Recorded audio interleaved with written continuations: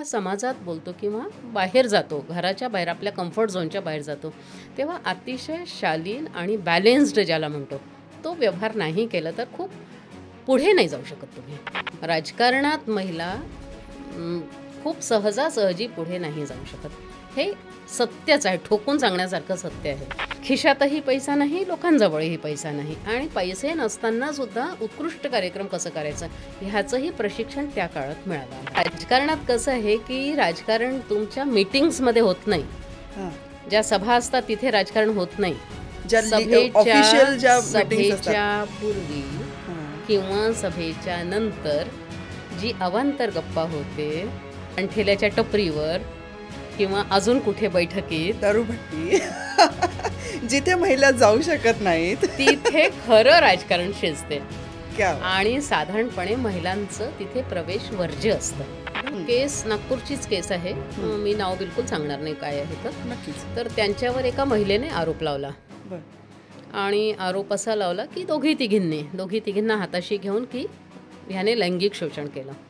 लोकांमध्ये त्या कशा वावरायचे हे बघायचो आपण, नोटीस करायचो की त्यांनी कसे कपडे घातलेले आहेत, त्या कशा बसतात, त्या कशा उठतात, त्या पुरुषांशी कशा बोलतात, त्या महिलांशी कशा बोलतात, त्या मुलींशी कशा बोलतात, या छोट्या छोट्या गोष्टी ऑब्झर्व केल्या. एका ठिकाणी असं झालं की रात्री वाद झाला आणि रात्रीचे 1 वाजले होते आणि 2 गट समोरासमोर होते आणि सगळ्यांच्या हातात तलवारी होत्या. देवेंद्रजी फडणवीस, त्यांचे वडील MLC होते. त्यांनी झोपडपट्टीत जाऊन काय काम केलं गंगाधररावांनी ते लोकांना माहिती आहे. पण म्हणून देवेंद्रजींनी काम नाही केलं का? देवेंद्रजींनी भयंकर काम केलं. ते पायी फिरलेले आहेत, त्यांना एका कार्यकर्त्याचं नाव माहिती आहे आणि म्हणून ते आज इथे आहेत. किंवा नितीनजींचं सुद्धा म्हणजे स्लीपर घालून आणि नितीनजी पायी फिरलेले आहेत.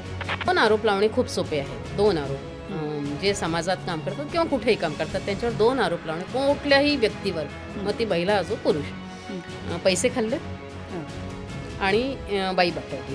महिला जर राजकारणात आहे तर पहिली स्टेज म्हणजे निग्लेक्ट करा, उपेक्षा करा तिची. आमदार आले आणि अक्षरशः त्यांनी येऊन आणि खुर्च्या फेकायला सुरुवात केली आणि तुम्ही महापौर आणि इथे अशी कशी मीटिंग घेतली, मी इथला आमदार, मला नाही बोलवलं, माझ्या परवानगीशिवाय अशी कशी तुम्ही इथे बैठक घेताय, आणि त्यांनी खुर्च्या फेकायला सुरुवात केली.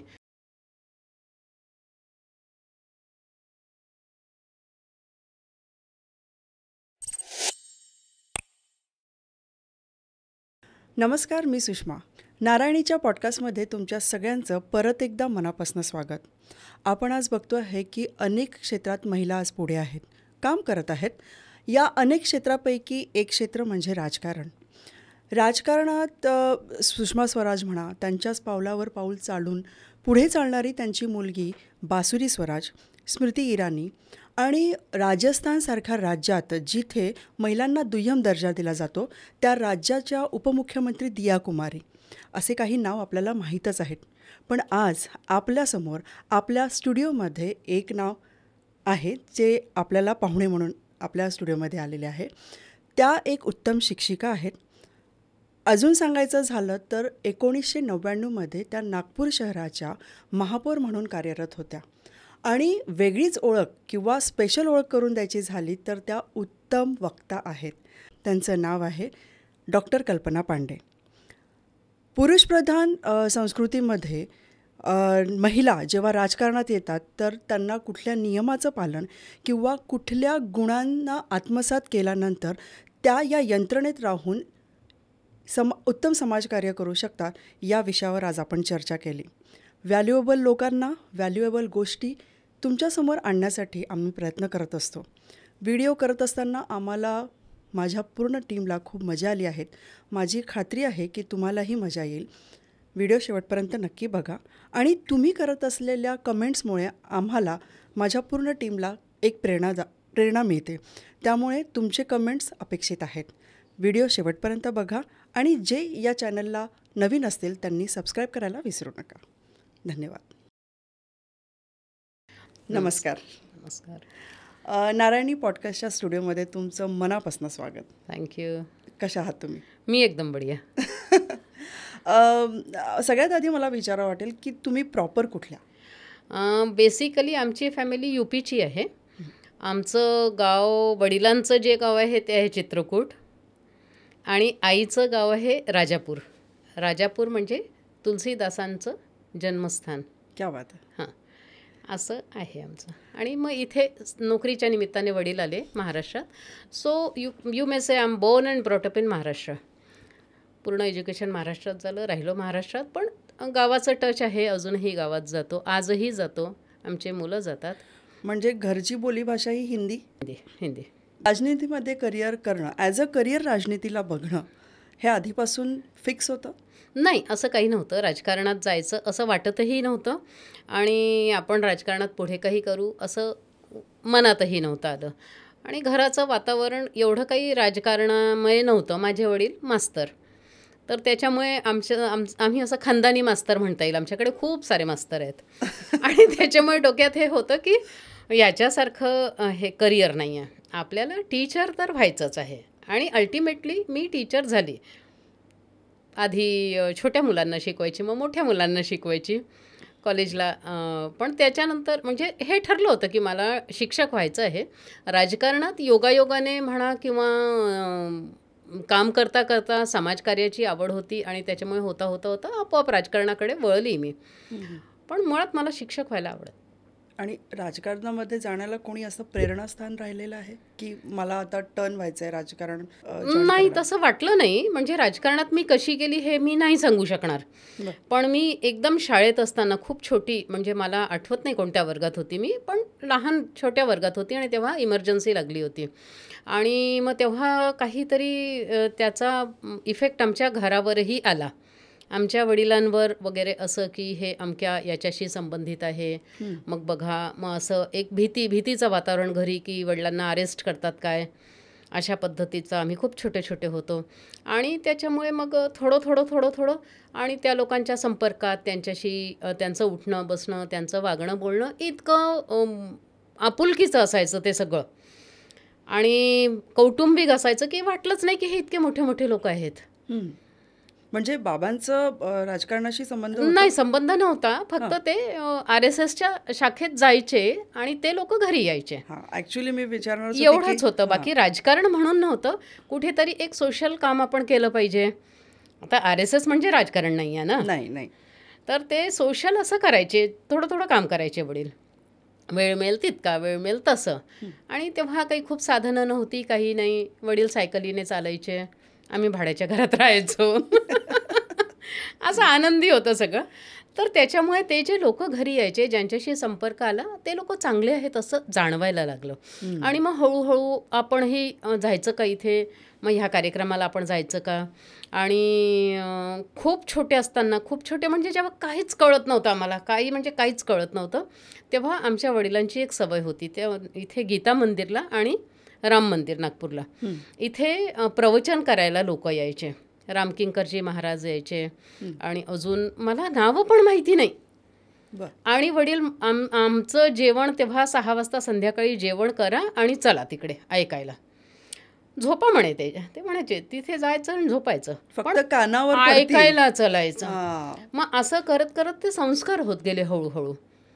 वाचन, मग ते ऐकणं, लोकांशी भेटणं, त्यांच्याशी बोलणं, असं करत करत ते संस्कार होत गेले की आपल्यालाही काहीतरी केलं पाहिजे बा, काय करावं वगैरे ही काही दिशा नव्हती. राजकारणात जायचं नव्हतं, इलेक्शन तर मुळीच लढायचं नव्हतं, पण ते होत गेलं. म्हणजे त्या प्रवाहात तुम्ही वाहत गेल्या. कारण घरात दिशा मिळत गेली, लोक मिळत गेले चांगले. वाटलं की काही लोक चांगली आहेत, त्यामुळे वळत गेले. आणि शिक्षण क्षेत्र तर हे आवडीचं होतच. ते करायचंच होतं आणि ते सोडायचं नव्हतं कधीच.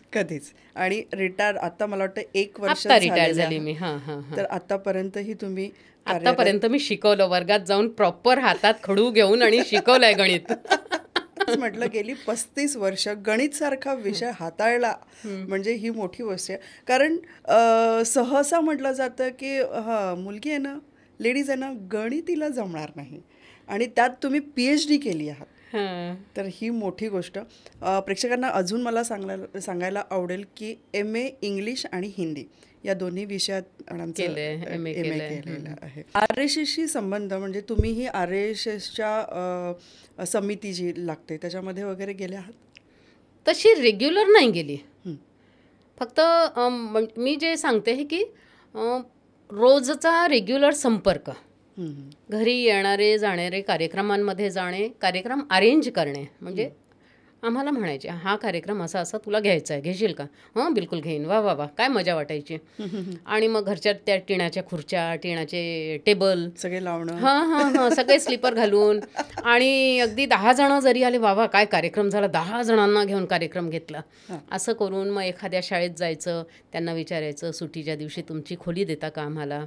असं करून म्हणजे मग रिसोर्सेस कसे वापरायचे. आपल्याजवळ पैसा तर नाही आहे, आणि खिशातही पैसा नाही, लोकांजवळही पैसा नाही, आणि पैसे नसताना सुद्धा उत्कृष्ट कार्यक्रम कसं करायचं ह्याचंही प्रशिक्षण त्या काळात मिळालं आम्हाला. आणि संपर्क होत गेला, लोक वाढत गेले. एकातून दोन, दोनातून अरे ही मुलगी छान करते असं लोक म्हणाले. ही मुलगी आहे ना, म्हणजे नावबिव काही कोणाला माहिती नव्हतं, ही मुलगी छान बोलते बरं, ही चांगली करेल, हां हिला संचलन द्या, हिला मंचसंचालन द्या बरं. अच्छा तू वंदे मातरम गाशील काय, तू आभार प्रदर्शन करशील काय. असं करत करत करत करत ते वाढत गेलं, आणि आपल्यालाही ते चांगलं वाटत आणि हां की एक लिडरशिप येते. एक्झॅक्टली, संपर्क चांगला वाढतो. हां सगळ्यात महत्त्वाचं म्हणजे खूप लोकांशी संपर्क येत गेला, आणि त्यातून अनुभव समृद्ध होत गेलो आपण की कशा पद्धतीने काम केलं पाहिजे, किंवा समाजात काम कसं केलं पाहिजे, सोशली कसं आपण वागलं पाहिजे. तर असं म्हणता येईल की स्त्री एक नुसती गायिका आणि नायिका न होता दुसऱ्याही क्षेत्रात जाऊन आपला वर्चस्व कमवू शकते, करता येते, आरामात करता येते. हां आपण ठरवलं पाहिजे. राजनीतिक असं क्षेत्र आहे त्याला सहज जाणं थोडं कठीण असतं. रादर दॅन असं म्हणता येईल की तिकडे जाताना लोकांचा दृष्टिकोन एक वेगळा असतो. बरोबर आहे. त्यावर काय बोलाल तुम्ही? आम्ही जेव्हा राजकारणात, म्हणजे माहिती नव्हतं की आम्ही राजकारणात काम करतो आहे, हे पण माहिती नव्हतं. म्हणजे करायचं म्हणून करायचं, असं कुठलं तरी एक आंदोलन करायचं, कुठलं तरी एक कार्यक्रम करायचं, असं करत करत. पण त्याही काळात आता थोड्या महिलांची संख्या वाढली, पण जेव्हा आम्ही लहान होतो, म्हणजे शाळा कॉलेजमध्ये असताना आम्ही ॲक्टिव्हिस्ट होतो, आणि तेव्हा मुली म्हणजे 5 मुली आल्या, 10 मुली आल्या की आम्ही खूप खुश असायचो, वा वा एवढ्या मुली आल्या. आणि पहिल्यांदा जेव्हा मी काहीतरी 30-50 मुलींचा कार्यक्रम घ्या, 50ही होत्या की नाही मला आठवत नाही, तर it was a big shot की अरे एवढा मोठा कार्यक्रम, 50 मुली एकत्र आल्या. आणि मग आम्ही एक पथनाट्य तयार केला, आणि त्या पथनाट्यामध्ये फक्त मुलीच मुली होत्या, साधारण 12 ते 15 मुली होत्या, आणि काय गाजलं ते नागपूरमध्ये. पण त्यावेळेला मला इथे विचारावं असं आवडेल की सहज मुलींना बाहेर निघू द्यायचे? अजिबात नाही, अजिबात नाही. त्यांना म्हणजे त्याच्यासाठी मग कोणीतरी एक मोठी, आमच्या घराजवळ एक उमाताई पिंपळकर म्हणून राहायच्या, आणि त्या खूप जुन्या आणि खूप चांगल्या कार्यकर्त्या. मी नेहमी उल्लेख करते की मी आज जी आहे ते फक्त उमाताईंमुळे आहे, कारण उमाताई असायच्या. उमाताई आहेत का, मग माझे वडील म्हणायचे त्या आहेत का, मग तुझा, त्या असल्यामुळे मी त्यांच्यासोबत जाऊ शकायची. मग उमाताई आहे आणि कल्पना आहे का, मग बाकीच्यांच्या घरचे आईवडील म्हणायचे अच्छा कल्पना आहे का, उमाताई पण आहेत ना, हां मग जा तुम्ही. म्हणजे एक विश्वास. हां हां. आणि ते संपादन करायला वेळ लागतो मात्र, एकदम नाही म्हणजे आपण गेलं आणि चल म्हटलं आणि हा कल्पना आहे, हां असं नाही. तर आधी त्या कुटुंबाशी त्यांचं विश्वास संपादन करणे, त्या मुलींशी बोलणे, त्या आईवडिलांशी बोलणे, आणि म्हणजे या फालतू पोरी नाही आहे हे त्यांना पण समजलं पाहिजे. आणि आपणही जेव्हा समाजात बोलतो किंवा बाहेर जातो, घराच्या बाहेर आपल्या कम्फर्ट झोनच्या बाहेर जातो, तेव्हा अतिशय शालीन आणि बॅलेन्स्ड ज्याला म्हणतो तो व्यवहार नाही केला तर खूप पुढे नाही जाऊ शकत तुम्ही, म्हणजे लॉंग टर्म नाही चालू शकत. तर त्याच्यामुळे तो एक विश्वास मिळाला. त्या मुली, त्यांचे आईवडील, ते परिवार, अजूनही त्यांचे आमचे संबंध आहेत. चांगलं असं एक ग्रुप जमत गेला. आणि नायसे तुम्ही आत्ता त्यांचं नाव घेतलं उमाताईंचं, आणि माझा पहिला व्हिडिओ त्यांच्यासोबत झालेला आहे. मला प्रेक्षकांना सांगायला आवडेल की मी कॅप्शनमध्ये त्या व्हिडिओची लिंक टाकेल, ती नक्की बघा. कारण त्यांच्या वेळेचा त्यांनी इमर्जन्सी बघितली, राम मंदिर, व्हेरी डिफिकल्ट दॅट टाइम, अयोध्याला जे सगळे मोर्चे निघाले होते आणि त्यांना जायचं होतं, आम्ही गेलो होतो. अच्छा, त्यात तुम्ही पण होत्या, बरोबर. तर ती एक लिंक लागेल ह्या व्हिडिओशी आणि त्या व्हिडिओशी, तर मी प्रेक्षकांना सांगेल की नक्की ऐका तो व्हिडिओ पण. आणि त्यांचा पण एकदम खूप छान एक्सपिरियन्स होता, म्हणजे आणि त्या आता 81 इयर्स ओल्ड शी इज, त्याच्यामुळे तो एक्सपिरियन्स आणि ते जुनं खोड काय बोलतो आणि अजूनही तीच दमदार ताकद आणि तोच ठणका त्यांच्या आवाजामध्ये. एक्झॅक्टली. ते खरंच म्हणजे अप्रिशिएट करण्यासारखं आहे. आता जसं तुम्ही म्हटलं की एक विश्वास गाठावा लागतो, एक विश्वास संपादन करावा लागतो. कास्टिंग काउच सारखा हा विषय एक आहे की बॉलिवूडमध्ये शिरायला ते कास्टिंग काउच एक माध्यम नावात येतं. काय या क्षेत्रातही जाण्यामध्ये होतं? आम्हाला कधी म्हणजे कधीच नाही जाणवलं. बरं. कधीच नाही. मी तर खूप कमी वयात आली. म्हणजे मी सांगितलं शाळा कॉलेजमध्ये असतानापासून मी काम करत काय आहे. वय असेल तेव्हा तुमचं? काही आठवत नाही मी कधीपासून काम करत आहे. अच्छा, म्हणजे असं चलता फिरता खेळत काम केलं. But definitely that time I was young. Yes. पण कधीच नाही. बरं, मला म्हणून नाही, पण माझ्यासोबत मुली होत्या. एक चांगला ग्रुप मी उभा केला होता. अच्छा. आणि त्या सगळ्या मुली, आणि मला नाही वाटत कुणालाही वाईट अनुभव आले, अजिबात नाही. उलट आम्हाला खूप सेफ वाटायचं. आणि आम्हाला हेही जाणवायचं की जेव्हा एखाद्या कार्यक्रमाच्या म्हणजे तेव्हा 8 म्हणजे खूप व्हायचे, 8 वाजले रात्रीचे. म्हणजे खूप वाटायचं की आता 8 वाजले, बापरे आता कसं. तर कोणीतरी आम्हाला की कोण आहे या मुलींना घरी सोडायला, मोठं कोण जात आहे यांच्यासोबत, अशी विचारणा व्हायची. आणि घरापर्यंत पोचवायला वगैरे यायचे. तर कास्टिंग काउच राजकारणात नाही अनुभवला आम्ही. आता काही जणींना जर शॉर्टकट म्हणून त्याचा वापर करून घ्यायचा असेल तर मला नाही म्हणजे सांगता येणार. पण कास्टिंग काउच तर नाही आहे. जाणवलं नाही, मला नाही जाणवलं, माझ्यासोबतच्या कोणालाच नाही जाणवलं. कारण मी टू सारखा याचा पण वापर करून बरेच लोक जातात. मी टूचं जर पार्श्वभूमी सांगायची झाली तर न्यूयॉर्कमध्ये आणि न्यूयॉर्क टाइम्स या न्यूजपेपरमध्येही त्याचं पहिल्यांदा हे झालं.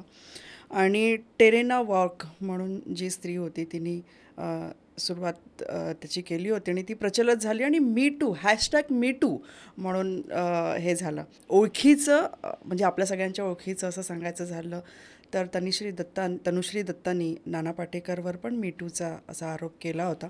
ते व्हॉट एव्हर इट इज की काय झालं काय नाही. पण कधी कधी असं होतं की महिला पण मीटू याचा वापर करून पुढे जायचं. खूप प्रकरण आहेत. कारण राजकारण असं क्षेत्र आहे की इथे माणूस अनिर्वाद सत्ता काय असते हे त्या महिलेला दिसते, त्या पुरुषालाही दिसते. आणि ती सत्ता जर उपभोगायची असेल, आणि आता माझ्यात पेशन्स तर नाही आहे की मी थोडं काम करेन, ग्राउंड लेवलवर काम करेन, हळूहळू वर येईन आणि मग वर आल्यावर मग बघेन. मला कॅपॅसिटी नाही माझी काम करण्याची, आणि महत्त्वाकांक्षा मात्र अनंत आहेत. बरोबर.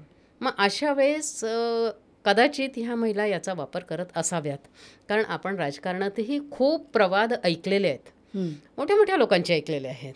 मी आता एकाचंही नाव नाही घेणार, ते सत्य आहे. ऐकलं आहे की म्हणजे एखादं मोठा राजकारणी आणि मग ही महिला ती महिला मग ती आरोप करते, मग ती प्रेससमोर येते, मग पोलीस कंप्लेंट्स होतात, मग केस वगैरे चालते. अजूनही काही जणांचं सुरू आहे. तर करणाऱ्या महिला आहेत. आता ते मीटू आहे, मीटूचा अँगल वेगळा आहे. मीटू म्हणजे माझ्यावर सुद्धा अत्याचार झालेला होता फॉर सम फेवर, असं मीटू आहे. इथे मीटू नाही आहे, आय एम देअर. हे मीटू आहे काय मला म्हणजे असेल सुद्धा, पण साधारणपणे महिला पण अशा समोर येतात की त्यांना असं वाटतं की हा शॉर्टकट आहे सत्तेपर्यंत पोहोचण्याचं. तर असं सुद्धा म्हणजे हाही एक अँगल आहे आणि मीटूवालाही एक अँगल आहे. पण ह्या कसं आहे की ह्याला खूप पुरावे किंवा असं हे सापडत नसतात. एक वाद चालतो, काही वेळ तो वाद चालतो, 3-4 वर्ष चालतो, मग तो वाद संपतो, मग ती बाई कुठेतरी आरामात अजून कुठेतरी चांगल्या याच्यावर दिसते. काही समजतच नाही खरं काय आणि खोटं काय. कारण एका नाण्याच्या 2 बाजू ते असतात. जिथे फेमिनिझम आहे तिथे आपण एका ठिकाणी असंही म्हणतो की मेल डॉमिनेटेड हे जग आहे आणि सहज आपल्याला जाता येत नाही, कुठेतरी बाईला मागे खेचलं जातं. हे सत्य आहे. हे सत्य आहे. राजकारणात महिला खूप सहजासहजी पुढे नाही जाऊ शकत.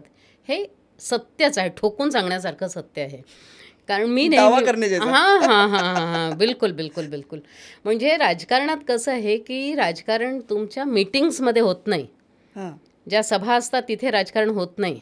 ऑफिशियल ज्या मीटिंग्स असतात सभेच्या पूर्वी हां किंवा सभेच्या नंतर जी अवांतर गप्पा होते ठेल्याच्या टपरीवर किंवा अजून कुठे बैठकीत दारूभट्टी जिथे महिला जाऊ शकत नाहीत तिथे खरं राजकारण शिजते. क्या बात. आणि साधारणपणे महिलांचं तिथे प्रवेश वर्ज्य असतं. बरोबर. आणि म्हणून आपण बघतो इतके वर्ष झाले महिला आरक्षण देऊन सुद्धा पाहिजे त्या पद्धतीने नेतृत्व असं डेव्हलप झालेलं नाही. नाही झालं असं बिलकुल नाही आहे, झालेलं आहे, पण ते खूप ग्राउंड लेवलवरच आहे अजून. स्टेट लेवलवर म्हणा किंवा नॅशनल लेवलवर अशी खूप जास्त महिला लिडरशिप अशी डेव्हलप नाही झाली. पटकन आपण म्हणा की पटकन 25 नाव घे बरं राष्ट्रीय स्तरावरच्या 25 महिला, तर आपण अगदी 1 2 3 10वर आपली संख्या थांबून जाते. 10ही मोजू शकतात काय, आय डाऊट. मुद्दा तोच आहे की एक फेमिनिझम पण आहे आणि एक मेल डॉमिनेटेड पण आहे. खूप सारे कारण आहेत. पण काही वेळेला असं होतं की स्वतः म्हणजे एक नाण्याची बाजू म्हणजे अशी की ती इतक्या वरती गेली म्हणजे काहीतरी कुठेतरी शिस्त आहे, हा एक बोलणं. दुसरी गोष्ट म्हणजे हिनी काहीतरी दिलं असेल म्हणून ती गेली एक. आणि असंही होऊ शकतं जसं आता रेपिस्ट आहे, आपण एक उदाहरण द्यायचं झालं की रेपिस्ट आजकाल महिलांसाठी बरेच नियम कानून लागू झालेले आहेत. काही वेळेला त्यांना त्यांच्या मनासारखं मिळत नाही तेव्हा पण विरोधी पक्षावर आरोप केले जातात आणि नंतर खूप डिटेल्स आणि गेलं आणि ती केस चालली, सगळं झाल्यानंतर माहीत होतं की तो तर आरोपी नाहीच आहे, त्यांनी काही केलं नाही आहे. तर अशा वेळेला महिला पण फायदा घेत आहेत या सगळ्याच्या. आहेत ना, अशा महिला आहेत, असं म्हणता येईल. अशा हो अशा महिला आहेत की असं काहीतरी आरोप, सनसनीत आरोप ज्याला म्हणतो, काहीतरी असं हे उभं करायचं, एक मोठंसं स्कॅन्डल उभं करायचं. आणि स्कॅन्डल उभं करायचं तर मोठं नाव घ्यावं लागतं तुम्हाला. छोटे नावं घेतले तर त्याला काही अर्थ नाही आहे. तर ती बाई तितकी शहाणी असते की कोणाचं नाव घ्यायचं आणि मग कोणा तरी म्हणजे ज्याच्या भोवती थोडंसं वलय आहे किंवा असं आहे मग ते नाव घ्यायचं. ते नाव घेतलं की सहज सगळे लोक त्या बाईकडे आकर्षित होतात की अरे एवढं मोठं नाव घेतलं, काहीतरी कुठेतरी असेल. मग त्यातली सत्यता काय ही आपल्याला खरंच माहिती नसते. मग असं करून सुद्धा काही जणी वर आलेले आहेत, काय तर आले असतील माहिती. आणि म्हणजे गैरवापर पण होतो आहे याचा. कारण त्या व्यक्तीचं एक तर नाव गेलं. खरं बघायचं म्हटलं की कधी कधी रेपिस्टचं नाव लपवलं जातं. जसं आता आपण निर्भया घेऊ, लपवलं गेलं असतं, पण जो आरोपी असतो त्याचं जगजाहीर होतं नाव. पण पुढे जाऊन जर माहीत झालं की हा आरोपी नाहीच आहे, पण त्याचं करिअर जो बाहेर निघाला त्याच्यानंतर त्याचं पण करिअर पणाला लागतं असं म्हणता येईल आपल्याला. म्हणजे आपण महिला आहे म्हणून फक्त महिलांपुरतीच बोललं पाहिजे नाही, बरोबर आहे. एक केस नागपूरचीच केस आहे, मी नाव बिलकुल सांगणार नाही काय आहे तर. नक्कीच. तर त्यांच्यावर एका महिलेने आरोप लावला. आणि आरोप असा लावला की दोघी तिघींना हाताशी घेऊन की ह्याने लैंगिक शोषण केलं. आणि फॅक्ट ती नव्हती नंतर, पण ते क्लिअर व्हायला वर्ष जाऊ द्यावं लागलं. तर तो जो माणूस होता तो अक्षरशः एका रात्री माझ्या घरी आला आणि बसून ओक्षाबोक्षी रडला. म्हणे दीदी मैं घर नहीं जाता जब तक मेरी बेटी सोती नहीं है. कारण ते बघण्याचा दृष्टिकोन. तर म्हटलं काय झालं असं, तर माझ्यावर असा आरोप लागला आहे म्हणे, आणि माझी मुलगी माझ्याविषयी काय विचार करत असेल हे मी विचारूच शकत नाही. आणि ते गृहस्थ किती वर्षाचे? ते 50-55 काहीतरी. आणि ते म्हणे ती मुलगी जोपर्यंत झोपत नाही मी घरी फोन करून विचारतो की ती झोपली का, ती झोपली की मग मी घरी जातो. म्हणजे असं सुद्धा हा पण एक अँगल आहे. आणि जो दुसरा एक जनरल अँगल आहे तो आहेच. म्हणजे त्याचंही मिसयूज होतं. हो हो हो हो. आणि नोबडी आस्क्ड ना. म्हणजे 2 आरोप लावणे खूप सोपे आहेत. 2 आरोप जे समाजात काम करतात किंवा कुठेही काम करतात त्यांच्यावर 2 आरोप लावणे कुठल्याही व्यक्तीवर, मग ती महिला असो पुरुष. पैसे खाल्ले आणि बाई बाटवली, हे जे 2 विषय आहेत त्याला तुम्ही प्रूव्ह करता करता अख्खं आयुष्य चाललं जातं. अरे नाही खाल्ले रे बाबा, अरे नाही खाल्ले रे. तो बरं, पण एकदा चोराचा शिक्का लागला की याने पैसे खाल्ले, कुठेतरी खाल्लेच असेल म्हणे. जर एवढे सगळे लोक म्हणतात आहे, कुठेतरी काहीतरी गडबड असेल. कोणी त्याला जाऊन विचारत नाही की खरं काय आणि खोटं काय. म्हणजे तो मानसिक त्रास आहेच. आणि बाईविषयीचा पण, म्हणजे हे 2 आरोप लावणं खूप सोपं आहे. 100 लोक बदमाश असतील, पण त्या सगळ्या याच्यात एखादा चांगला सच्चरित्र माणूस सुद्धा भरडला जातो. आणि यावरूनच की जर ती पुढे पण जाते, राजकारणात बाई पुढे पण जाते, तर काहीही न विचार करता तिच्या गुणवत्तेवर आणि तिच्या जे काही तिचं सक्षमती त्याच्या याच्यावर आहे त्याच्यावर संशय केला जातो. महिला जर राजकारणात आहे तर पहिली स्टेज म्हणजे निग्लेक्ट करा, उपेक्षा करा तिची. बरं, असेल कोणी असेल ना, पण उपेक्षा करा तिचे.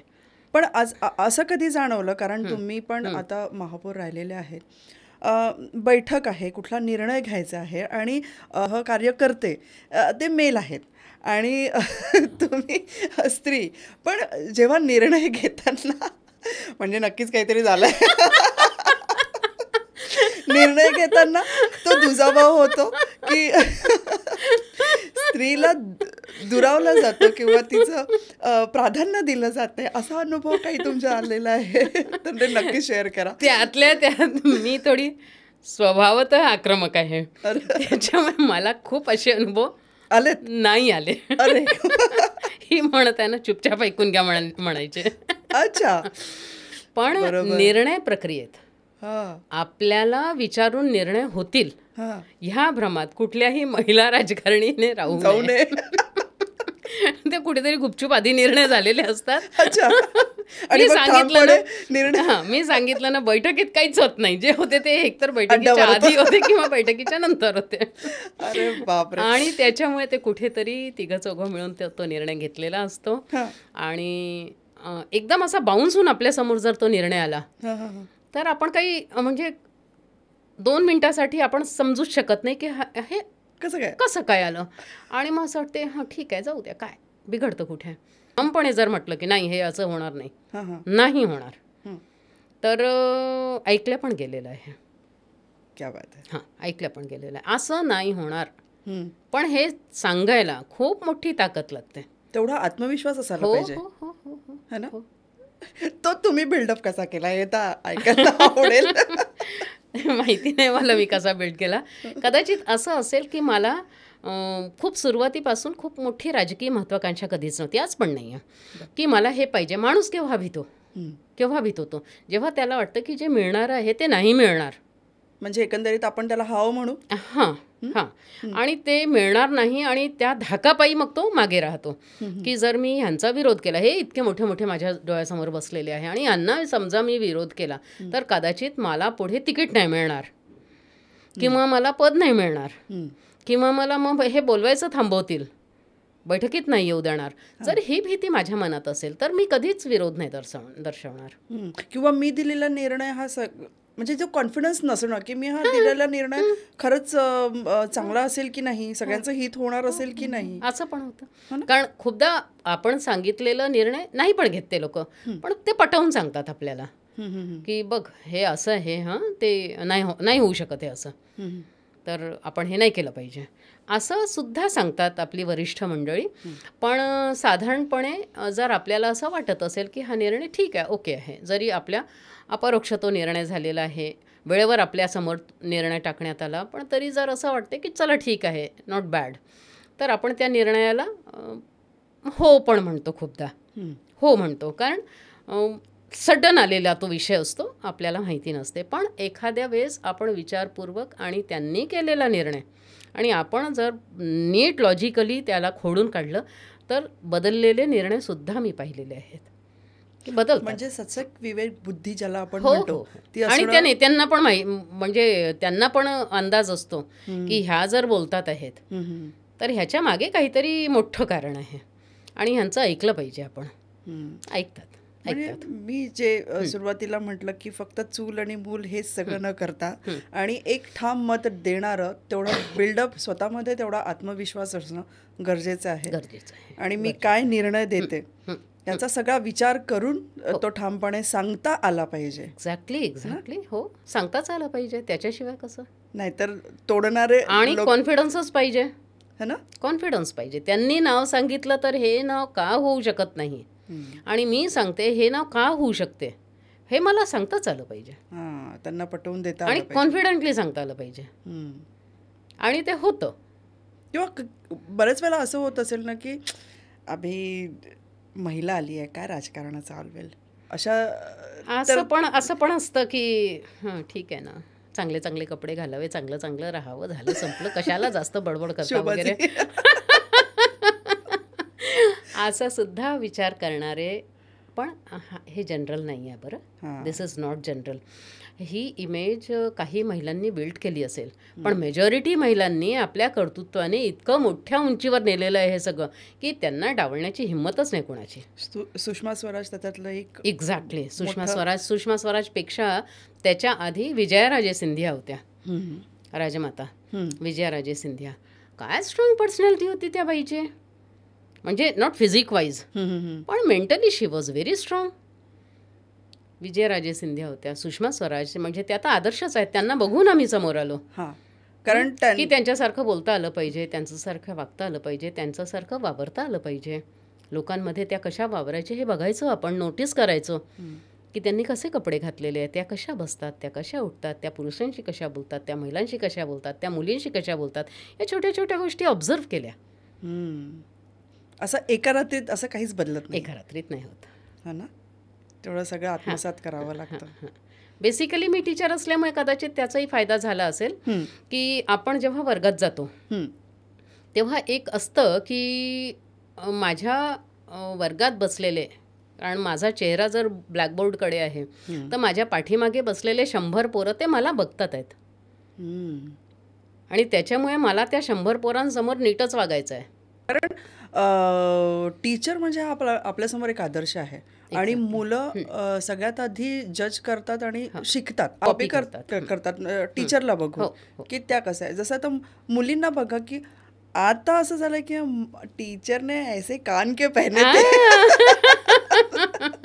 आज ये साडी पहन के आई थी, म्हणजे त्यांना ते अट्रॅक्टिव्ह वाटतं. आणि खरं म्हणजे तर आपण म्हणू की पहिली गुरु ही आई आहे, आणि आईनंतर जर जी गुरु असेल ती टीचर, जी आपल्याला शाळेत. त्याचाही मला फायदा झाला असेल राजकारणात असं मला वाटतं. मला जे मी स्वतःवर बंधनं घालून घेतलीत की आपल्याला असं वागायचं आणि असं वागायचं नाही, बरोबर, किंवा असं बोलायचं नाही. When I decided to be a teacher that time my father said की आता ठरलंय का तुझं टीचर व्हायचं. म्हटलं हो. एक लक्षात ठेव म्हणे, तेव्हा थिएटरमध्ये जाऊन सिनेमा पाहायचो आपण, बरोबर, टी व्ही चालला नव्हता, तर म्हणे कुठल्याही थिएटरला जाऊन कुठलाही सिनेमा नाही पाहता येणार आता तुला, कारण कुठे स्टुडंट दिसले नाही. कुठलाही थिएटर म्हणजे कुठल्या वस्तीत, आणि कुठला सिनेमा कुठेही नाही जाता येणार. कुठल्याही चौकात उभं राहून तुला गुपचूप नाही खाता येणार. आणि मी सांगते त्या तारखेपासून आजपर्यंत मी गुपचूप नाही खाल्लं. नाही खाल्लं मी. पण आवडतात नाही, आता नाही खाल्लं तर नाही आवडत. म्हणजे आता इच्छा पण नाही होत. म्हणजे असं की मग कुणीतरी एखादा स्टुडंट आणि त्याच्यासमोर मग ते नाही चांगलं वाटणार आपल्याला. आपण त्याला म्हणतो असं नाही वागायचं. म्हणजे आजसुद्धा आजची गोष्ट आहे, मी सकाळी एका लग्नाला गेली होती, एक मुलगा मला भेटला आणि नाव सांगितलं तर म्हणे की मॅडम तुम्ही मला शिकवलं आहे. बरं म्हटलं तुझं नाव काय वगैरे विचारलं. तुम्ही मला धपाटे पण दिले आहेत म्हणे. म्हणजे मी वर्गात मुलांना मारायची, अक्षरशः मारायची. आजच्या युगात सुद्धा मी आत्तापर्यंत शिक्षक होते आणि मी मारायची आणि मुलं माझ्या हातचा मार खायचे. त्यांना माहिती होतं की ही चांगल्यासाठीच बोलत आहे, बिकॉज रिस्पेक्ट. तर त्याच्यामुळे स्वतःवर ती शिस्त लादून घेणे, आणि ती शिस्त तिकडे पण म्हणजे राजकीय क्षेत्रात सुद्धा त्याच शिस्तीने आम्ही वागलो. म्हणजे द बॅच इटसेल्फ. मग जसं आता हे शिक्षणाचं झालं, एक शिक्षक म्हणून तसं वावरावं लागलं, पण राजकारणातही काही बंधनं महिलेवर लागू होतात. हो. कसे? पहिला विषय मी नेहमी म्हणायची तेव्हा की कुठल्याही पुरुषाच्या गाडीत, कारण तेव्हा टू व्हीलरच असायचे, डबल सीट नाही बसायचं. मी स्वतः कधी बसली नाही, कधीच बसली नाही. आणि मी मुलींना म्हणायची, महिलांना म्हणायची, तुम्ही सांगा, आपण ती व्यवस्था करू, हात रिक्षाने जाऊ, पायी जाऊ, बसने जाऊ, कसंही जाऊ, पण कोणाच्याही गाडीवर डबल सीट बसायचं नाही. पहिला रूल. कपडे असे म्हणजे असेच घालायचे, असे घालायचे नाही. बरोबर. पब्लिक लाईफमध्ये म्हणजे मंचांवर सुद्धा, कार्यक्रमांमध्ये सुद्धा सलवार कुर्ता घालायची सुरुवात केली. मला ते जास्त कम्फर्टेबल वाटायचं आणि कुठेतरी असं वाटायचं की सगळं झाकलेलं असतं. सलवार कुर्ता घातला की तुम्ही कसंही बसा, कसंही उठा, काही परिणाम होत नाही. आणि त्याच्यामुळे मला खूप जणांनी म्हटलं की अरे काय पब्लिक लाईफमध्ये तुम्ही सलवार कुर्ता घालून फिरता आणि तुम्ही साडी का नेसत नाही. म्हटलं ठीक आहे, मी खूप काही उत्तर द्यायची नाही, खूप काही आर्ग्युमेंट पण करायची नाही, पण थॉट प्रोसेस सुरू राहायची. पण माझी थॉट प्रोसेस तीच होती की मला सलवार कुर्ता घालायचा, याला बोलू दे काय बोलायचं, मला नाही ऐकायचं याचं. माझा कम्फर्ट झोन महत्वाचा. तर असं मी ज्या आमच्यासोबत मुली होत्या त्यांना पण मी असं सांगायचे की तुम्हाला कसं राहायचं आहे, कसं वागायचं आहे, पुरुषांशी कसं बोलायचं आहे. कारण मी आधीच सांगितलं ना, हे खूप सोपं असतं. जोड्या लावणे सोपं काम आहे आणि एकदा ते झालं की मग त्याचा खूप त्रास होतो. ते खोडून काढायला खूप वेळ जाऊ द्यावा लागतो. म्हणजे आयुष्यभरचा तो डाग, आयुष्यभरचा डाग असतो. त्या मुलीच्या मनावर परिणाम होतो, तिच्या परिवारापर्यंत समजा हा विषय गेला, तिकडे परिणाम होतो, समाजात हा विषय जाऊ नये, मग तो विषय सुरूच होऊ द्यायचा नाही. याच्यासाठी प्रयत्न करा बा तुम्ही, तसं वागलं पाहिजे तुम्ही. असं करून आणि आपणही स्वतः तसं राहिलो, त्याच्यामुळे निभून गेलं चांगलं. असाच एक प्रश्न अजून विचारावासा आवडेल की जर कुठलंही चांगलं काम करायचं असेल तर ही जी सगळी राजकारणी यंत्रणा आहे त्याच्याशी जुळून राहणं एक माध्यम आहे. हो, याचा फायदा होतो, नक्कीच होतो. कारण आपल्याला हिंदीमध्ये एक कहावत आहे, अकेला चना भाड नाही फोड सकता. भाड म्हणजे ते मोठं ते भांड जे असतं ते, खूप सारे चना मिलकर फोड सकते हैं, अकेला तो नाही फोड सकता. तुम्हाला जर मोठं काम करायचं असेल, खरोखर तुमचं काही गोल असेल, इंडिव्हिज्युअली काही करून आणि त्यातूनही समाज परिवर्तन घडवता येतं. पण जर तुम्हाला तुमचं काही गोल असेल, काहीतरी वेगळं करायचं असेल आणि त्यात जर सत्तेचा वापर करून आणि राजकारणाचा वापर करून आपण ते करू शकतो तर केलं पाहिजे. What is wrong in that? स्त्री शिक्षण जे आपण म्हणतो आज, स्त्री स्वातंत्र्य, स्त्री शिक्षण, म्हणजे बोलायला हे शब्द बोलून बोलून बोथट झालेले आहेत, पण तरीसुद्धा आजही गरज आहे. आजही स्त्री शिक्षणाची गरज आहे, आजही स्त्री स्वातंत्र्याची गरज आहे. आणि हे सगळं जर आपल्याला नीट करायचं असेल तर सत्तेचा वापर करावाच लागतो. तुमच्यासाठी एक महिला राजकारणी, महिला इन्स्पायर म्हणून कोण आहे? मी आधीच नावं घेतले, सुषमा स्वराज. सुषमा स्वराज तर खूप माझ्या म्हणजे मनापासून आणि त्या नावानिशी मला ओळखायच्या. आम्ही म्हणजे मी स्टुडंट असताना आणि त्या अगदी नवीन नवीन त्या गाजवत होत्या जेव्हा संसद, तेव्हा आम्ही त्यांना बोलवायचो इथे नागपूरला. त्या यायच्या, कोणाच्या तरी घरी उतरवायचो आम्ही त्यांना, तुझ्या माझ्यासारख्या कोणाच्या तरी घरी उतरवायचो, कोणाची गाडी असेल त्यांची गाडी मागवायचो. म्हणजे त्यांच्यासोबत काम करण्याचा चान्स मिळाला? हो हो हो, त्यांच्यासोबत फिरलो आहे, त्यांच्यासोबत प्रवास केलेला आहे त्यांचं. आणि सुषमा स्वराजचा विलक्षण प्रभाव आहे माझ्यावर. म्हणजे पुरुष म्हटलं तर तिकडे अटल बिहारी वाजपेयी, कारण तेव्हा त्यांनी भारताला भारावून ठेवलं होतं. जेव्हा आम्ही अगदी राजकारणात काम करायला सुरुवात केली होती तेव्हा कोण एकदम चांगला आणि इतका चांगला वक्ता, इतका शांतपणे आणि विरोधी पक्षात असून आणि ज्या पक्षाचे कोणी आमदार नाही, खासदार नाही, कोणीच नाही, आणि तरी हा माणूस इतका कॉन्फिडंट, इतका शांत. आणि जेव्हा हा माणूस बोलतो तेव्हा कस्तुरचंद पार्क भरतं, तेव्हा कस्तुरचंद पार्क पॅक होणे म्हणजे ती काही गंमत नाही आहे, केवढा मोठा तो पार्क आहे. मग ह्यांचं सगळं ऐकतात. मग आपल्याला असं बोलता आलं पाहिजे, आपल्याला असा विचार करता आला पाहिजे. त्यांना बघून बघून बघून थोडंसं प्रेरणा मिळत गेली. एका महिला नेत्यामध्ये काय वेगळं पण असतं पुरुष नेत्यापेक्षा? महिला नेता खरं म्हणजे खूप भावनिक होऊन विचार करतात आणि त्याच्यामुळे त्यांच्या निर्णयांमध्ये, त्यांच्या वागण्या बोलण्यामध्ये खूपदा आपलेपणा असतो आणि त्या गुंततात त्या विषयाला घेऊन. भावनिक ज्याला आपण म्हणतो की त्याची इमोशनल अँगल त्यांना समजतात की इमोशनल अँगल हे आहे. तितका पुरुष इमोशनली विचार नाही करत. ते लोक ते खूप प्रॅक्टिकली विचार करतात. आणि प्रॅक्टिकल विचार करताना एखाद्याच्या इमोशन्सला आपण धक्का लावतो आहे हे पण ते नाही विचार करत. काय एवढा विचार करायचं, जाऊ दे ना, झालं तर झालं. आपल्याला नाही नाही त्यांना वाईट वाटलं ना, पण मग त्यांना वाईट वाटलं, मग त्यांच्याशी आपण बोललं पाहिजे ना, त्यांना पण विचारलं पाहिजे ना. ठीक आहे, होऊन जाईल, ठीक. अशी रिॲक्शन पुरुषांची असते. पण महिला समाजात काम करत असताना इमोशनल अँगल खूप विचार करते. म्हणजे बाकीचे निर्णय तर सगळेच घेतात, समाजाच्या भल्यासाठी घेतात, महिलांसाठी, मुलांसाठी, सगळ्यांसाठी चांगले निर्णय घेणारे खूप राजकारणी लोक आहेत. आणि राजकारणामुळे चांगले चांगले निर्णय येतात पण पुढे, आणि त्यांच्या अंमलबजावणीमुळे समाजावर चांगला असा एक ज्याला म्हणतो गुड चेंज असा होत चाललेला आहे. पण महिला म्हणून ती दुसऱ्या अँगलने पण विचार करते की ह्याचा भावनिक काय परिणाम होऊ शकतो, मग करायला पाहिजे की नाही करायला पाहिजे, हाही एक विषय तिच्या मनात असतो. हा एक फरक आहे. बरोबर. आणि या यंत्रणेत काम करत असताना कधी असं झालंय की मेल इगो आडे आलेला आहे आणि अरे काम 100% क्लर्कलाही एखाद्या पुरुष म्हणजे महिला अधिकारी नको असते. क्लर्कही सांगेला बेकार आहे म्हणे, अधिकारी असला ते काही समजत नाही, काही येत नाही. म्हणजे आज म्हणजे ती अधिकारी असूनही क्लर्क असं म्हणेल की तिला काही येत नाही.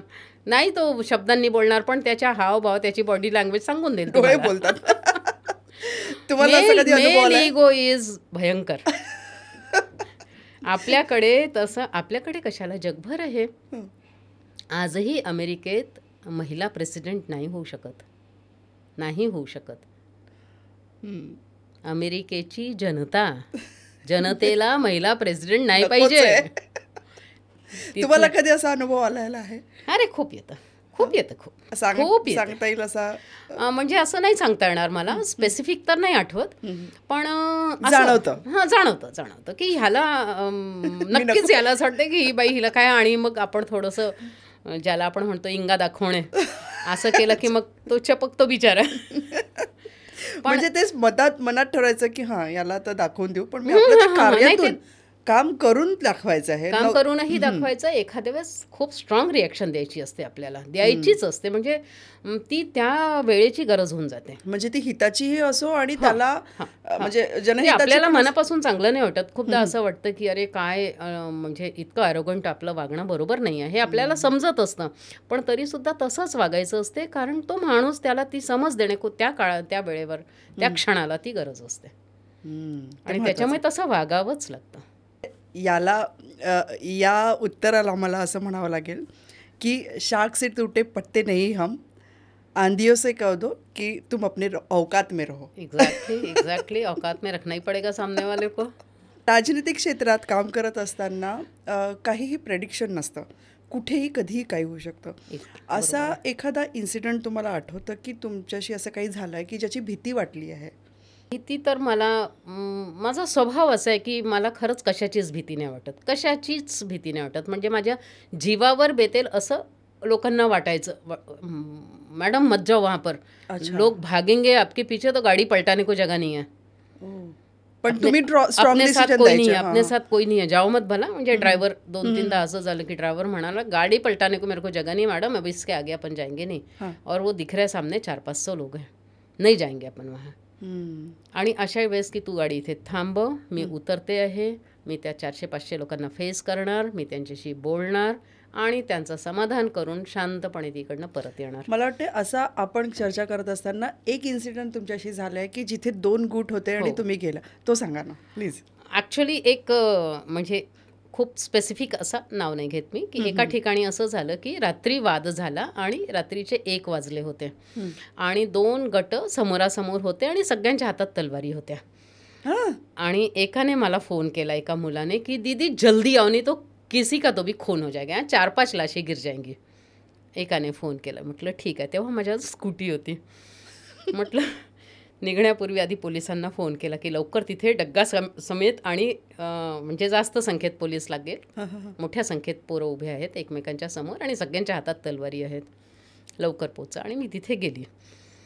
आणि मी गेली म्हणजे काय, रात्री 1-1:30 वाजला होता काहीतरी. सोबत कोणी नव्हतं, मी एकटी होती. मला हे माहिती होती की कोणाला सोबत घेतलं तर कदाचित त्याचा अँगल वेगळा होणार.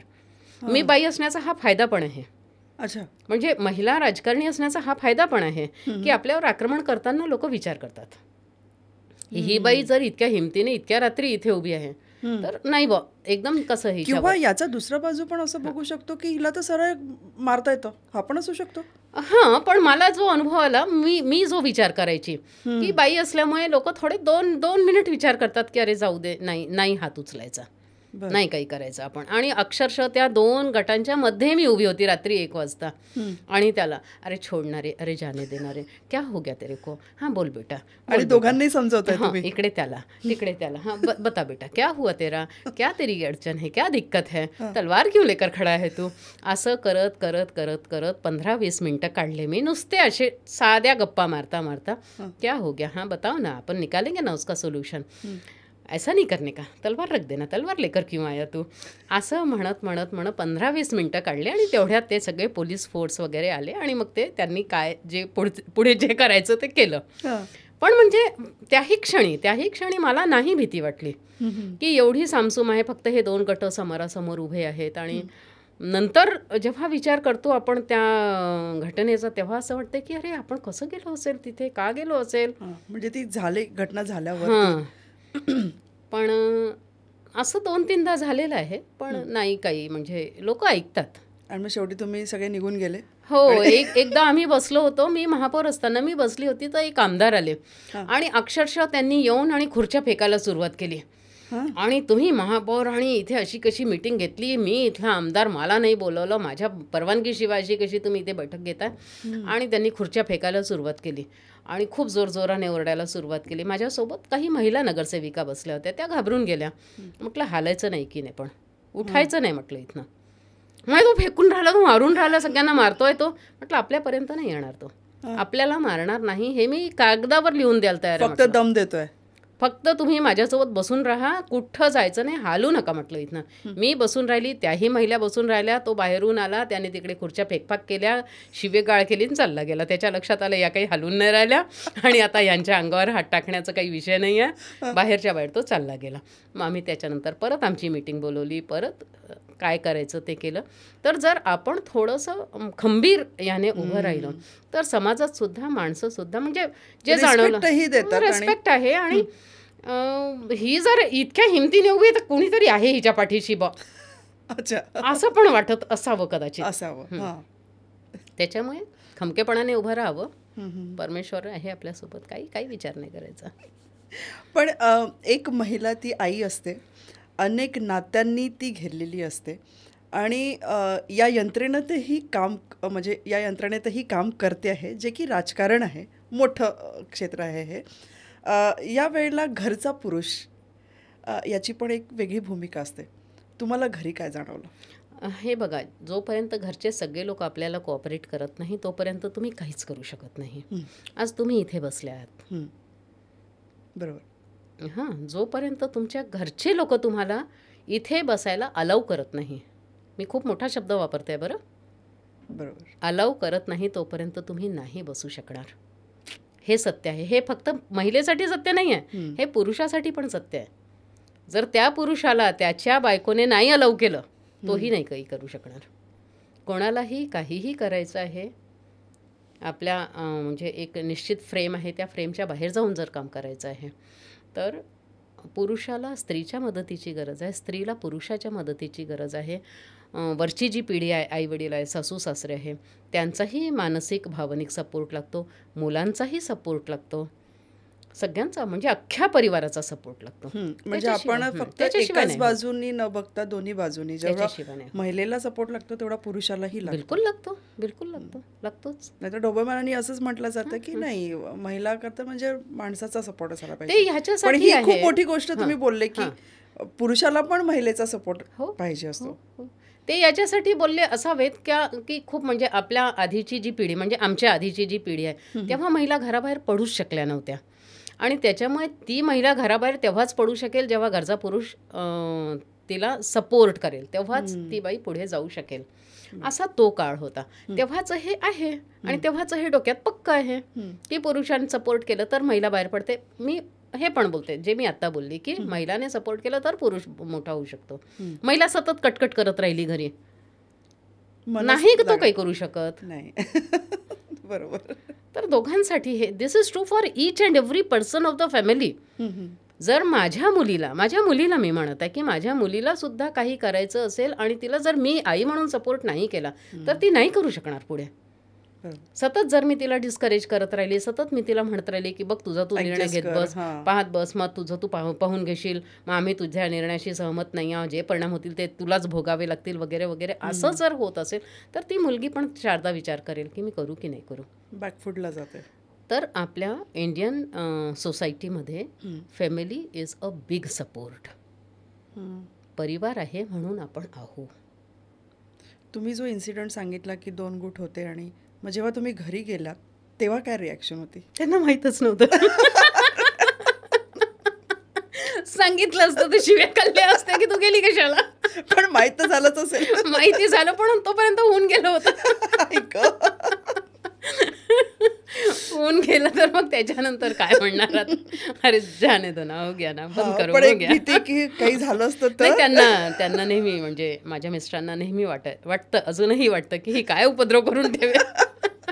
पण तेवढा कॉन्फिडन्सही असेल अर्थात, त्यामुळेच ते सपोर्टिव्ह इतके आहेत. इमर्जन्सीचा काळ बघितला, मध्यकाळ बघितला आणि आत्ता म्हणजे रिसेंट पण यूथशी पण तुम्ही संपर्कात आहात आणि या सगळ्या ह्याच्यात सोशल मीडिया एक माध्यम आहे. त्या सोशल मीडियाला तुम्ही कसं बघता? सोशल मीडिया हे इतक्यातच या 3-4 वर्षांमध्ये एकदम सोशल मीडिया प्रभावी झालेला आहे. याच्या आधी इतका नव्हता, कारण लोक सोशल मीडिया असूनसुद्धा खूप वापरत नव्हते. आम्ही जेव्हा काम करायला सुरुवात केली तेव्हा पर्सन टू पर्सन कनेक्ट असायला पाहिजे होतं. म्हणजे त्यांच्या घरी जाऊन तिथे बसून मग त्यांच्या घरी काही अडचण आहे का, हा कार्यकर्ता का येत नाही आहे बाहेर, म्हणजे ती आत्मीयता असायची. म्हणजे व्हर्च्युअल न करता फिजिकली जाऊन त्यांना विचारणं, आणि त्याच्या घरी काही अडचण आहे का, आर्थिक अडचण आहे का, कोणाच्या तब्येतीचा प्रॉब्लेम आहे का, मग आईवडिलांच्या वगैरे त्याच्यामुळे हा येऊ शकत नाही आहे का वगैरे, असे अनंत जे विषय असायचे ते सगळे समजायचे. कारण कसं की आपण संपर्कात आणि सतत संपर्क असायचा. आता जसजसं तो काळ गेला, थोडंसं मग फोनवर आलो आपण. टेलिफोनवर तरी ठीक आहे, पण मोबाईलमुळे काही चांगल्या गोष्टी झाल्या, काही वाईट गोष्टी झाल्या. चांगल्या अशा झाल्या की याच्यामुळे संपर्क खूप फास्ट होतो आणि वास्ट होतो, मोठा संपर्क होऊ शकतो मोबाईलमुळे. आणि त्याचं एक नुकसान असं झालं की प्रत्येकाला असं वाटतं व्हॉट्सअप मेसेज टाकलं की झालं, किंवा ते फेसबुक आहे बोलून. आजकाल तर निमंत्रणही आमंत्रणही व्हॉट्सअप वरती जातात. त्याच्यामुळे पर्सनल कनेक्ट हे कमी झालं. आणि त्याच्यामुळे तुझ्या मनात माझ्याविषयी काय आहे, किंवा तुझ्या मनात पक्षाविषयी काय, किंवा तुझ्या मनात राष्ट्राविषयी काय आहे, हे बोलायला मला वेळच नाहीये ना.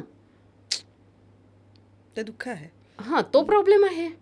आणि त्याच्यामुळे सोशल मीडियाचं म्हणजे तुम्ही मला म्हणू शकता की गुजरे जमाने की आहे वगैरे असं म्हणू शकता, पण एक ज्याला म्हणतो सार्थक संवाद होत नाही कनेक्टिव्हिटी कार्यकर्त्यांचा आणि आपला.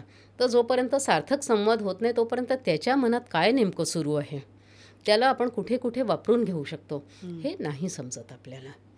आणि जर आपल्याला समाजकार्य वाढवायचं असेल, राजकारण वाढवायचं असेल, आपला ग्रुप वाढवायचा असेल, आपल्यासोबत अजून चांगले 4 लोक जोडायचे असतील, तर हा जो जुळतो आहे हा काही स्वार्थापायी जुळतो आहे का, की याच्या मनात काही आहे, खरंच याला समाजकार्य करायचं आहे की हा संधीचा फायदा घेऊन आलेला आहे, हे सगळं सोशल मीडियावरून नाही समजत. बरोबर. काही वेळेला असं वाटतं की आपण जेव्हा 4 लोक बसले की एक्सप्रेशन्स पण आणि त्यांची बॉडी लँग्वेज पण सांगते की नेमकं या माणसाला, या व्यक्तीला काय पाहिजे आहे आणि काय मत आहे, आणि त्यानुसार डिसिजन घेतले जातात. पण या व्हर्च्युअल याच्यामध्ये ते कनेक्ट होत नाही. पण एक फायदा हाच आहे की तुम्ही खूप जास्त लोकांशी संपर्क करू शकता कमी वेळात, आणि आपला विषय पण पोहोचवू शकता. आपला विषय आपण पोहोचवू शकतो ना, खूप लोकांपर्यंत पोहोचवू शकतो. पण एकच आहे की हा जो म्हणजे सोशल मीडिया आहे हे वन साईड आहे, 2 वे नाही आहे. तुम्ही किती फॉलो करता सोशल मीडिया? कमी फॉलो करते. ते लक्षात कधी वाटायचं मेसेज बघितला की नाही केला, नाही मग सरळ फोन करा. कमी फॉलो करते. फॉलो करते. राजनीतीमध्ये असा एखादा इन्सिडेंट आलाय की ज्यामुळे टेन्शन आलं तुम्हाला? वैयक्तिक मला असा अनुभव नाही आला, कारण मुळात मी सांगितलं की मला राजकीय महत्त्वाकांक्षा खूप आधीपासून नव्हतीच, आजही नाही आहे. आणि त्याच्यामुळे येस आय डू से की मला तिकीट पाहिजे वगैरे असं एखाद्या वेळेस मी म्हणत असेन किंवा मला हे पद पाहिजे वगैरे म्हणत असेन. पण म्हणजे मला खूप चांगलं आठवतं की जेव्हा पहिल्यांदा मला तिकीट घे असं म्हणायला पक्षाचे लोक घरी आले तेव्हा मी घरून पळून गेली होती. म्हणजे की मला तिकीट नाही पाहिजे, मी नाही लढणार. का? मी काम करते ना, तुम्ही अमकीला तिकीट द्या ना, तमकीला द्या ना, मला नाही लढायचं. त्याचं असं पर्सनल काही कारण होतं? हां, मला असं वाटायचं की तिथे त्या सत्तेच्या तिथे जाऊन सगळे मग तिकडे पैशाचा खूपच वापर आहे, मग आपणही नासून जाऊ तिथे जाऊन. अच्छा, ती भीती. हां, आज कसं आहे की आज आपण जितक्या स्ट्रॉंगली बोलतो किंवा ते मग आपला आवाज कमी तर नाही होणार किंवा आपल्यावर काहीतरी असं Pressurize वाईट केलं जाईल. तर असं प्रेशराईज तर आपल्याला कोणी करू शकत नाही, ही खात्री आहे, आजही खात्री आहे. प्रेशराईज कोणी करू शकत नाही. पण आपण बदलून जाऊ का किंवा जे काही असेल, मला त्याचं आकर्षण नव्हतं. पण आता तुम्ही म्हणताय की मला खात्री आहे की प्रेशराईज कोणी करणार नाही, पण हे असं होत असेल? होतं ना, होतं, हो ना? होत असतं. तर त्याच्यामुळे मला खूप डिप्रेशन आलं किंवा मी खूप ह्याच्यात गेली, असं मी दुसऱ्यांमुळे गेली असेल, हां. दुसऱ्यांवर काहीतरी परिणाम झाला आणि त्याच्यामुळे अरे हे असं कसं झालं, तो माणूस तर इतका चांगला आहे, तुम्ही असं कसं त्याच्याविषयी वागू शकता. मग असं कधी झालंय की असं एखाद्या व्यक्तीसाठी तुम्ही लढले आहात? खूपदा झालेलं आहे, असं खूपदाच झालेलं आहे. आणि मग कुणीतरी पक्षाचं येतं आणि ते सांगतं की बाबा तू जे करत आहे ते चूक करत आहे, याने तुझं नुकसान होणार आहे, त्या माणसासाठी तू कशाला लढते. अरे पण मला दिसत आहे ना, बरं ज्याच्यासाठी मी लढत आहे तो काही माझ्याकडे येऊन बोलत नाही आहे की माझ्यासाठी लढ, पण मला दिसत आहे की ह्याच्यावर अन्याय होतो आहे, चुकीचे विषय, चुकीचे आरोप आहेत ह्याच्यावर, आपण बोललं पाहिजे, कुठेतरी सांगितलं पाहिजे की हे सगळं खोटं आहे. आणि त्याच्यामुळे मला म्हणजे आणि मला स्वच्छ दिसत आहे की जर मी ह्याच्या फेवरमध्ये बोलत आहे तर मला नुकसान होणार आहे त्याचं, हे दिसत आहे. पण यावेळेला लोकांनी थांबवलं नाही तुम्हाला अशा वेळेला? म्हणजे निरोप यायचे, लोक यायचे, बोलायचे, पण मी नाही ऐकत. मला कोणाचं जर चांगलं होत आहे की कोणाचं तुम्ही इतकं वाईट नाही करू शकत असं. पण ज्या दिवशी मला खूप छान आठवतं, ज्या दिवशी अटल बिहारी वाजपेयींचं सरकार एका मताने पडलं होतं, त्या दिवशी खूप खूप खूप खूप वाईट वाटलं होतं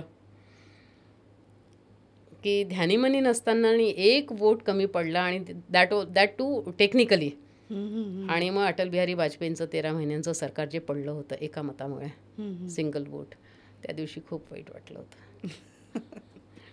कारण तेवढ्या निष्ठेने काम केलं होतं, आपण कुठे मागे राहिलो, खूप वाईट वाटलं होतं. आणि काहीही चूक नसताना, म्हणजे असं की काउंट तर आपल्या बाजूने आहे, संख्या आपल्या बाजूने आहे, मग सरकार तर पडणार नाही.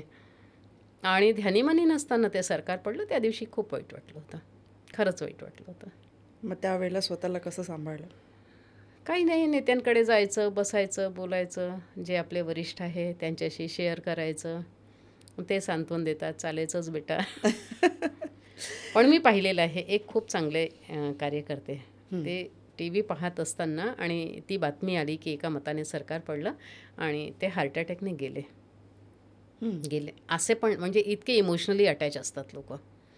त्याच्यामुळे मला म्हणजे असं वाटतं की इमोशनलीच काम केलं पाहिजे. मला खूप प्रॅक्टिकली आणि बुद्धीने नाही काम मी मनाने काम करते, निस्वार्थ आणि निष्ठेने काम करते. निष्ठेने. हो हो हो, माझी निष्ठा माझ्याजवळ. व्यक्तिगत जीवनात अशी काही इच्छा की जी राहून गेली आहे ती करायची, असं काही आहे? मला म्युझिक आवडतं हां.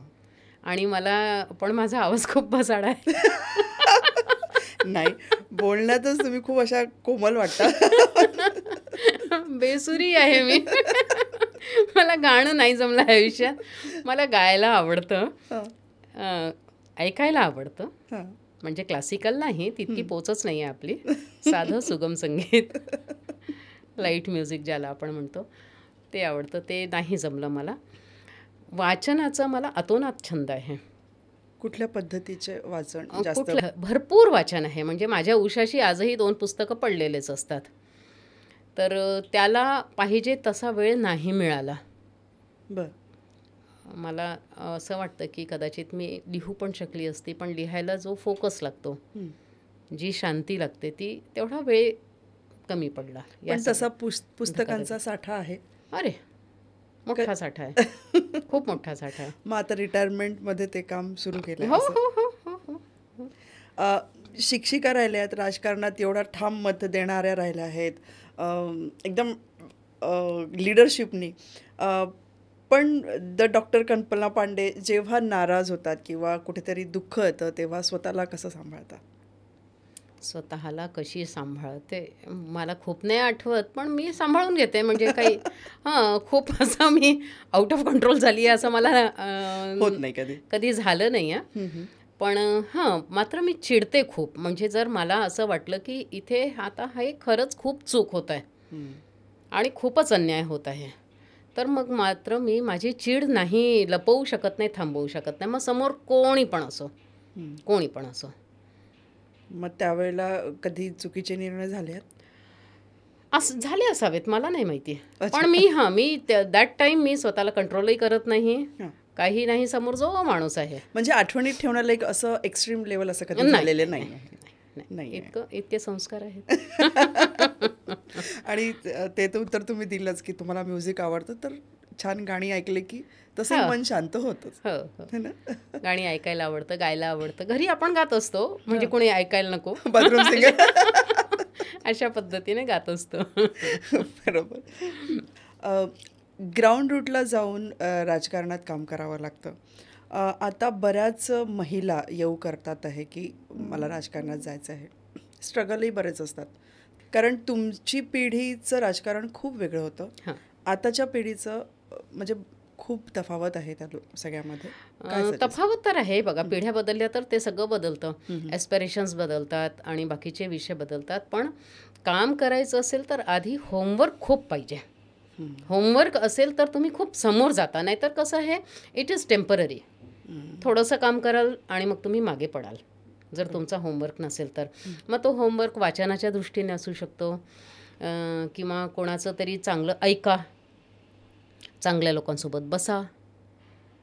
आधी जोपर्यंत माणूस होमवर्क करत नाही तोपर्यंत कुठल्याही क्षेत्रात तुम्हाला पुढे जायचं आहे तर इथे काय काय लागतं आपल्याला आणि आपल्यात काय काय कमी आहे हे सगळं बघून घ्यायचं. म्हणजे वीकनेसेस माहिती पाहिजेत आणि स्ट्रॉंग पॉईंट पण माहिती पाहिजे, आणि त्याच्यासाठी स्वतःवर होमवर्क करायचं. आपल्याला सामाजिक परिस्थितीचं भान पाहिजे. आपण जिथे काम करतो त्या कामाची डेमोग्राफी कशी आहे, मग त्या कुठल्या लोकांमध्ये आपल्याला काम करायचं आहे, हे सगळं हा होमवर्क लागतो. आणि जर नीट होमवर्क केला तर तुम्ही गोल पण आपला व्यवस्थित अचीव करू शकता. ग्राउंड लेवलवर काम करावंच लागतं. वरून येऊन आणि तुम्ही म्हणजे एखादा राजपुत्रच कोणी असेल तर काही म्हणता नाही येत, पण साधारणपणे असं होत नाही. म्हणजे आपण इथे पण बघतो, नागपूर, अगदी स्पेसिफिकली नागपूरचं म्हणावं तर नागपूरमध्ये काही नेत्यांची मुलं आहेत आज राजकारणात. पण जर त्यांचा प्रवास जरी बघितला की ज्यांचे वडील काही होते आणि त्याच्यामुळे ते, म्हणजे एक उदाहरण म्हणजे देवेंद्रजी फडणवीस, त्यांचे वडील MLC होते.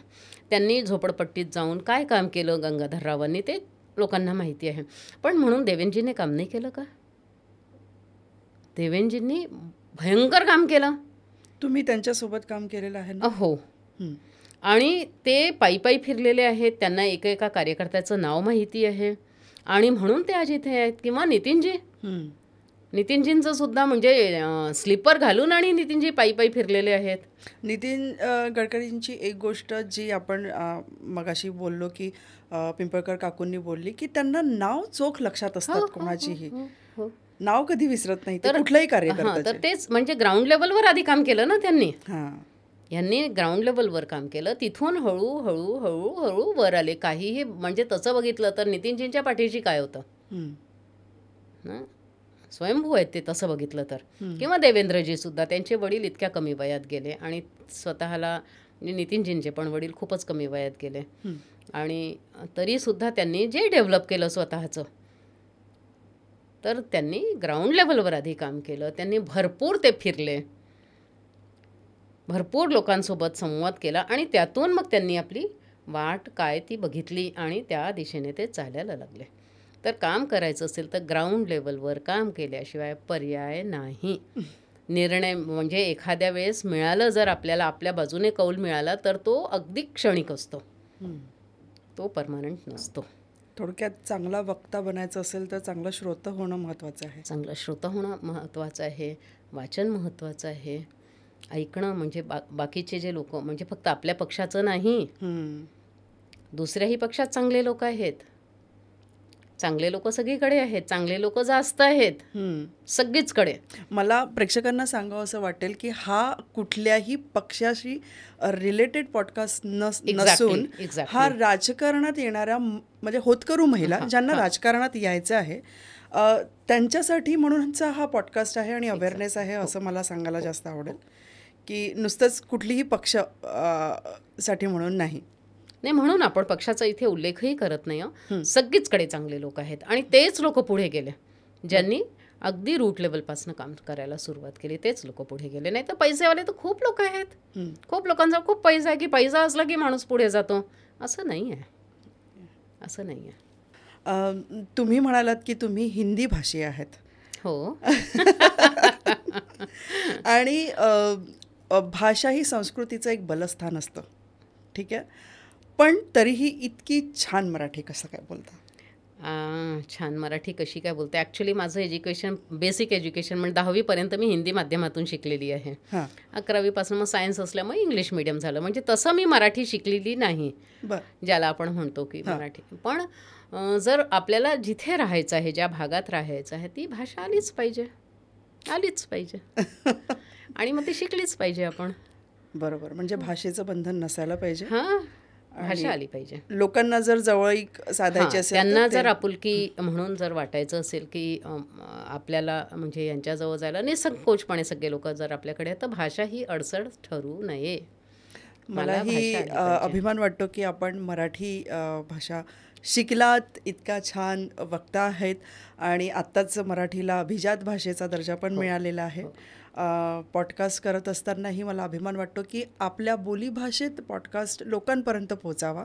आणि हिंदीच का किंवा इंग्लिशच का, लँग्वेज दुय्यम असू शकतात, पण आपल्या भावना पोहोचवणं ही आपली व्यक्तिगत प्रायोरिटी असायला पाहिजे आणि त्याचा अभिमान वाटायलाच पाहिजे. भाषेचा अभिमान असलाच पाहिजे.